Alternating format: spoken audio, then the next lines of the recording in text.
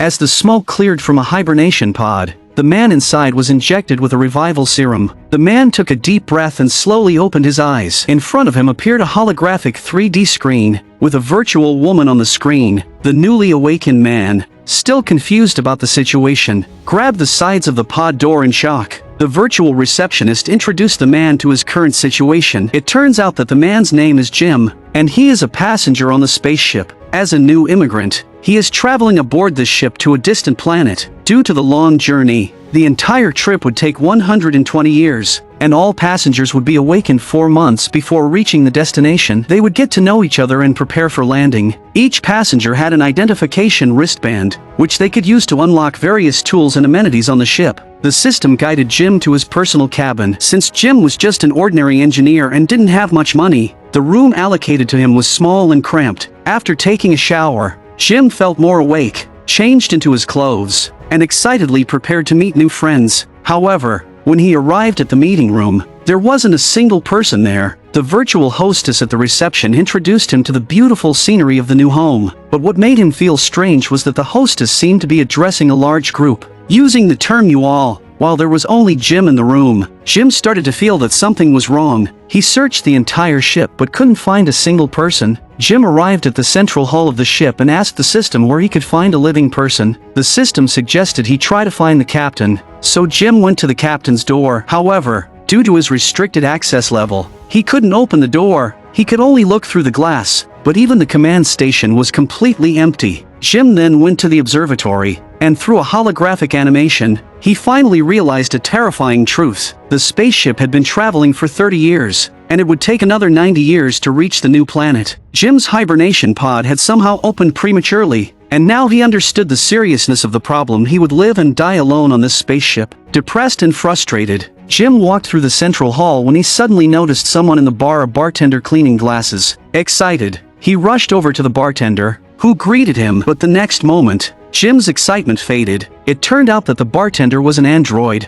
a simulation robot named Arthur. Arthur became Jim's only conversational companion on the ship. The next day, Jim woke up and went to the cafeteria, hoping to treat himself to some good food to cheer up. But since he had been poor on Earth, he wasn't allowed to order the more luxurious meals or drinks in the cafeteria. After frantically pressing the buttons, he could only get the cheapest, large instant coffee. With plenty of time on his hands, Jim didn't want to sit idly by. As an engineer, he decided to try and save himself. He found the tools room and pulled out a large amount of repair equipment. Using the manuals, he started working on fixing the hibernation pod. After a lot of effort, Jim rebooted the pod, quickly lying inside, hoping to go back into hibernation, but to his dismay, there was no response when he lay down, and he almost suffocated inside. Jim returned to the bridge, thinking that if he could get inside, there might be machines to restart the hibernation process. But no matter what methods he used, he couldn't open the door to the command room. Jim felt like he was doomed. However, one remark from the robot bartender Arthur enlightened him. Arthur told him to enjoy life. Jim finally came to terms with it and decided not to be restricted by the ship's rules. He pried open the door to the presidential suite and moved into the luxurious, golden room. He started indulging in all the entertainment facilities and treating himself to gourmet meals from the upscale restaurant. But in the cafeteria, they still only served him large cups of coffee. Living in this way, he spent an entire year in a daze and gradually turned into an unkempt wild man. Things he once found fun no longer entertained him after playing with them for a year by himself. He began to drink excessively, wandering around the spaceship every day, lost in a stupor. One day, he discovered a hidden door that led to the spacesuit storage room. In his extreme loneliness, he leaned against one of the spacesuits, imagining it was a living person. He longed for someone to hold him. Jim put on a spacesuit, opened the ship's hatch, and walked outside into space. He floated in the vast cosmos, feeling his smallness and loneliness in the universe. Tears silently streamed down his face. At that moment, he couldn't feel any warmth, only endless cold. Jim returned to the ship,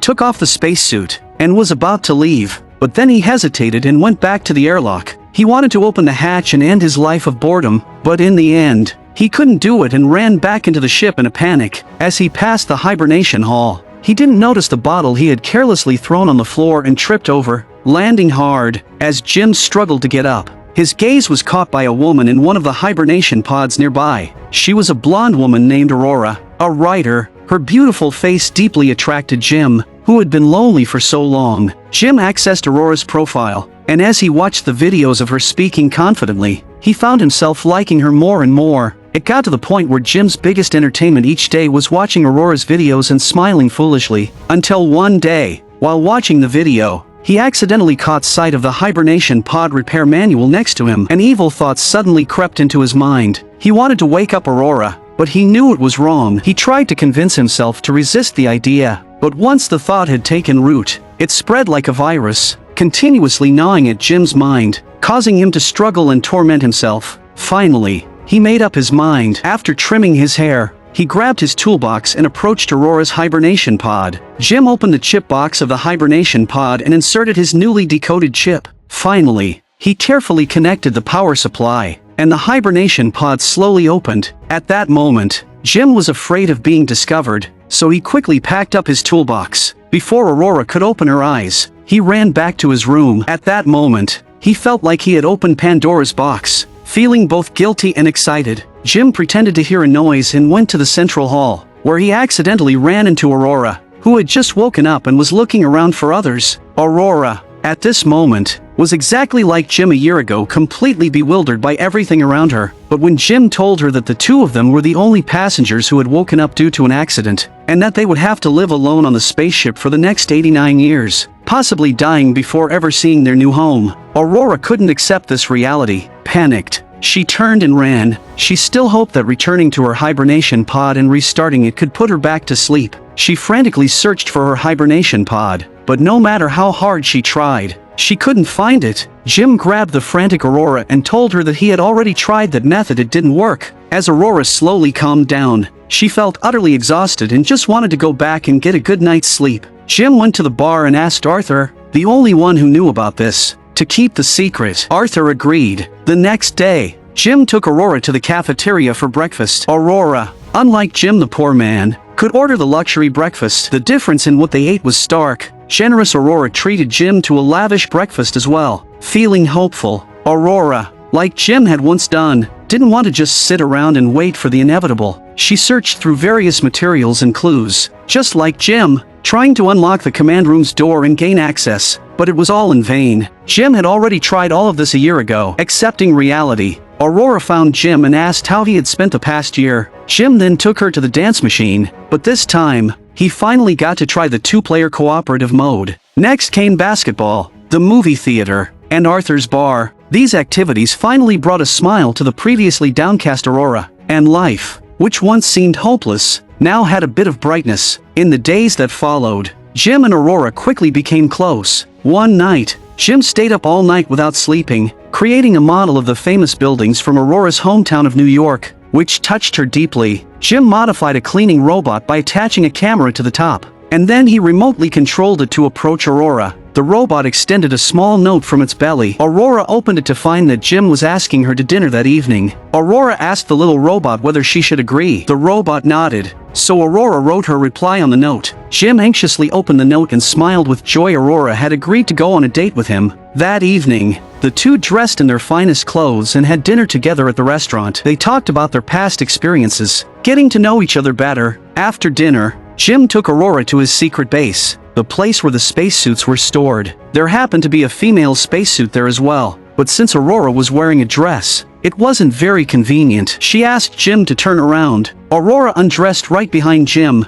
purposely tossing her dress onto the floor at his feet. The two astronauts walked outside the spaceship, and Jim unlocked Aurora's magnetic tether. Holding her hand, they leapt into space together. It seemed that even in the loneliest place in the world, being with someone you like could turn it into the most romantic date spot. Jim and Aurora were now together, living on the cold, empty spaceship. They were like refugees stranded on a deserted island, relying on each other. They became a loving couple. They were very happy every day. But good times never last. Fate always likes to play tricks on people. On Aurora's birthday, the two were celebrating and drinking at Arthur's bar. Aurora was happily saying that she and Jim were so close that there were no secrets between them. When Arthur, the robot, heard this, it seemed like it triggered a command. Jim went to the bathroom, pulling a ring from his pocket. It turned out he was planning to propose to Aurora today. Meanwhile, on the other side, Arthur revealed the secret he had been keeping for Jim to Aurora. Aurora, upon learning the truth, couldn't accept the reality. When Jim returned and saw the look on Aurora's face, he knew the secret was out. Aurora, in disbelief, asked Jim to confirm the truth. When she heard Jim's answer, she felt like she was about to faint. She couldn't believe that the man she had just fallen in love with was the one who had caused her to wake up early. Everything before had been a lie. Late at night, Aurora came to Jim's bed and began hitting him violently. She wanted nothing more than to kill this man, but when she raised the iron bar, she couldn't bring herself to strike him.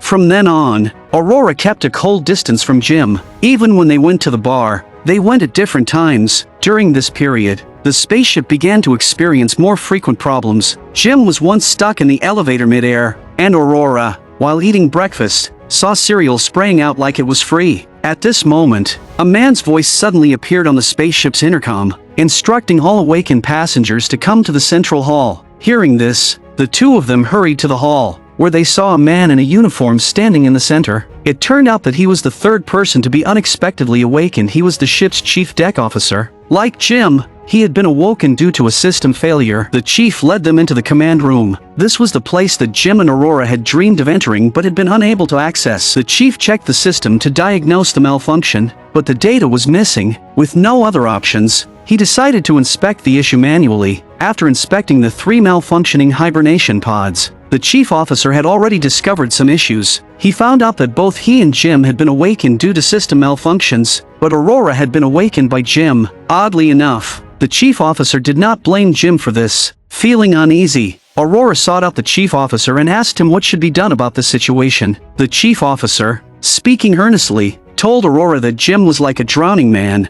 and a drowning person's instinct is to pull someone down with them. As the chief officer returned to his room to rest, he suddenly began coughing violently. He looked at his hand, which was covering his mouth, and saw that he had coughed up blood. That night, Aurora, troubled and unable to sleep, went to the swimming pool to calm herself down by swimming. However, just then, another problem occurred on the ship. There was a sudden power outage, which caused the ship's gravity to fail, and the entire pool of water floated into the air. Aurora was trapped in a suspended water bubble, completely unable to break free. With no gravity and no way to slide out, she was on the verge of drowning. Suddenly, the ship's power was restored, the gravity system reactivated, and Aurora narrowly escaped death. The 3 returned to the command room, and since the system had rebooted, the database was back online. The chief officer reviewed the ship's fault logs to find out what had caused the malfunction. It turned out that while the ship was traveling, it had been protected by a strong shield to fend off small meteors. But a year ago, a massive meteor suddenly appeared in front of the ship and smashed through the shield. The fragments hit the ship,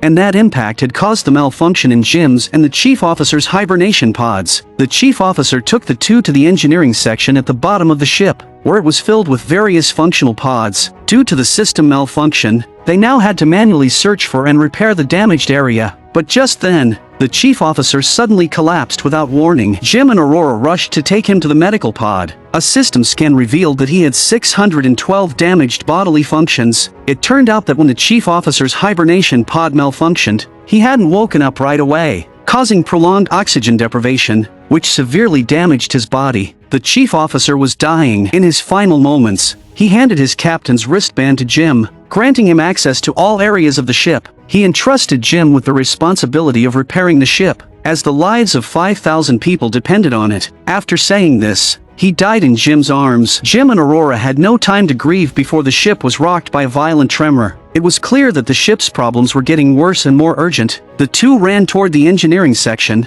but suddenly the gravity failed again, and they were both sent flying into the air. Then, just as quickly, the gravity was restored, and they both crashed heavily to the ground. At that moment, the ship was like an out-of-control beast, and they didn't have much time left. As they passed by the bar, they saw that Arthur, the bartender, was also malfunctioning. His head was scraping along the bar, repeatedly smashing glasses. Jim quickly jumped over the bar and pulled out Arthur's malfunctioning chip, finally stopping him. The 2 made their way to the massive engineering section, where they had to find the place that had been hit by the meteor. After some searching, and with Aurora's help, Jim quickly located the compartment where the problem lay. As soon as he opened the door, a powerful gust of air sucked Aurora inside. It turned out there was a small hole where the meteor had penetrated, and the air was rushing out through it. The pressure hatch was about to automatically close, so Jim rushed over and used his body to block the door. but the oxygen levels in the compartment were dropping rapidly, and if this continued, they would both suffocate. Jim desperately kicked at the display panel by his feet. Aurora took the opportunity to grab the display screen and fly to the side of the compartment, using it to cover the hole. Taking advantage of the reduced suction, Jim quickly grabbed a sealing compound and patched up the hole. They barely had time to catch their breath before realizing that there wasn't just one hole the meteors had pierced through the entire compartment. They opened another door and finally found the root cause of the ship's malfunctions. The meteor had damaged the ship's reactor, causing a series of cascading failures. Inside the reactor, flames were blazing, and if it wasn't repaired soon, it could explode at any moment. Jim quickly grabbed a new reactor chip and replaced the damaged one. The ship's system was fully restored, but now they had to vent the massive amount of heat that had built up in the reactor to make it safe. However, a new problem arose. The system showed that the venting had failed, and the vent had to be manually opened. The system indicated that the exhaust vent was jammed. Someone needed to open that vent to allow the reactor to cool down. Jim suggested the only solution: he would have to go outside the ship and manually open the vent from the outside. To avoid getting burned, Jim found an iron door to use as a heat shield. Before heading out, Jim handed the captain's wristband, which the chief officer had given him, to Aurora. Aurora understood that this meant Jim might not come back. At this moment, Aurora's heart was no longer filled with anger and hatred. She personally placed the helmet on Jim's head, and just as Jim was about to exit the ship, she suddenly called out to him, "I can't live on this ship without you." Aurora ran back to the reactor room, which by now had become an oven of scorching hot air. A steel nail on the wall snapped and shot into Aurora's shoulder. She gritted her teeth, enduring the pain as she pulled the nail out. Meanwhile, Jim floated to the vent and entered the duct. Reaching the vent door, Jim tried to open the iron door, but as soon as he let go, the door automatically closed again. In this case, the hot air still couldn't be vented. Jim decided to stay by the door and manually hold it open. Aurora realized that if Jim did this, he would be burned alive. She pleaded with Jim to leave, but by this time, Jim had made up his mind. To save the lives of the other passengers, he decided to sacrifice himself. At this moment, Jim was no longer the selfish, lonely man he had been a year ago. He had transformed into a hero. Aurora, filled with pain, pulled down the brake. Flames erupted from the vent, and Jim used only a small piece of metal to shield himself from the heat. But eventually, the blast wave pushed him out into space. At this point, the reactor finally cooled down and returned to normal operation. Jim was thrown far away by the blast, and he was drifting toward the ship's exhaust nozzle at the rear. To avoid being incinerated, Jim threw the iron panel he was holding, using the force to push himself away from the exhaust nozzle. But another crisis arose. His spacesuit had been damaged by the heat, and multiple tears appeared, causing the temperature inside to plummet, and his oxygen levels were rapidly depleting. His tether had also snapped, and he was drifting further and further away. Aurora, hearing the news, quickly put on her spacesuit and went outside the ship. She located Jim and used her magnetic boots to launch herself toward him. Just as she was about to reach Jim, her tether reached its maximum length, yanking her backward. Aurora watched helplessly as Jim drifted further away, screaming in agony. At that moment, Jim's tether floated toward her. Aurora seized the opportunity and grabbed the rope, pulling Jim back with all her strength. Aurora dragged the unconscious Jim into the medical pod, but after scanning his body, the system declared Jim dead. Aurora couldn't believe this terrible news. Suddenly, she remembered the captain's wristband. She used the wristband to override the medical pod controls, initiating 10 high-level surgeries on Jim. Countless robotic arms and lasers worked on Jim's body. After a flurry of operations, Jim woke up. He had been revived. Aurora cried and kissed her lover, crying and laughing with joy. Everything returned to normal, and the ship continued on its predetermined course. After being saved by the medical pod, Jim realized how powerful it was and studied it carefully. Eventually, he discovered an important function. He found out that the medical pod had a feature similar to hibernation. It could allow someone to lie inside and return to sleep. But there was only one medical pod, so Jim decided to let Aurora use it. This way, Aurora could return to hibernation and wake up with the other passengers, meet new friends, and start a new life on the new planet. This would also be a way for Jim to atone for the wrong he had done to Aurora. However, it would mean that Jim would once again be left alone. Despite this, he left the decision to Aurora. In Arthur's bar, Jim looked at the ring he had never given to her. Life is full of regrets, and what's one more? At that moment, a familiar voice spoke from behind him. Jim smiled. Aurora, still as radiant as ever, had returned. This time, Jim put the ring on her finger himself. On this long journey through the vast universe, the two would spend the rest of their lives together. I'm a movie enthusiast. Please subscribe to my channel, and I'll see you next time.